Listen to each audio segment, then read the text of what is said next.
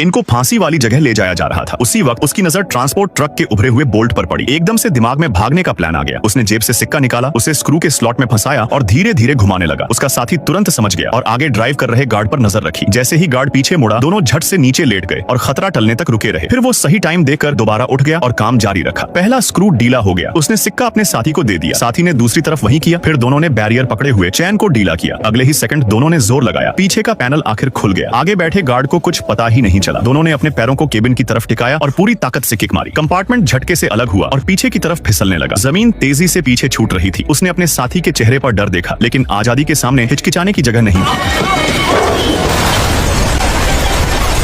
थोड़ी दूरी तक घिसटने के बाद वो उनकी पकड़ से बाहर थे। अब कलाई की हथकड़ी नई परेशानी थी। रुकना मुमकिन नहीं था। गार्ड को पता चलते ही वो वापस मुड़ जाते। सोचने के बाद दोनों ने एक खतरनाक फैसला लिया। उन्होंने भारी कंपार्टमेंट उठाया और रेगिस्तान में चलना शुरू किया। ताकत जल्दी खत्म हो रही थी और कहीं पानी नहीं था। जैसे ही हद पार होने लगी, वो ऊंचाई से नीचे लुढ़क गए। स्पीड बढ़ती गई। कंपार्टमेंट हवा में पलटा खाकर गिरा। किस्मत से वो टूटे फूटे मलबे के पास आ गिरे। वहाँ चुपचाप एक वर्ल्ड वॉर 2 का पुराना जहाज पड़ा था। जमीन पर बिखरे औजार देखकर उसके दिमाग में एक बड़ा आइडिया आया। पुराने सामान और तेज रेगिस्तानी हवा की मदद से उसने टूटे जहाज को जमीन पर चलने वाली मशीन में बदल दिया। बस दिशा सीधी रखनी थी तो वो इस बंजर जगह से निकल सकते थे। लेकिन किस्मत ज्यादा देर साथ नहीं रही। पुलिस को खबर लग गई। ऊपर से हेलीकॉप्टर पास आने लगा। समय नहीं था। दोनों पास की एक सुरंग में घुस गए। जमीन पर गिरते ही वो चौंक गया। ये जगह वर्ल्ड वॉर 2 का पुराना हथियार गोदाम थी। अब उनके पास पीछा करने वालों से डरने की वजह नहीं थी। उन्होंने धूल से ढकी तोप को धीरे धीरे सुरंग के मुहाने तक खिसकाया। उसने रस्सी कसकर बांधी और निशाना लॉक किया। सबसे अहम पल पर उसने फायर कर दिया।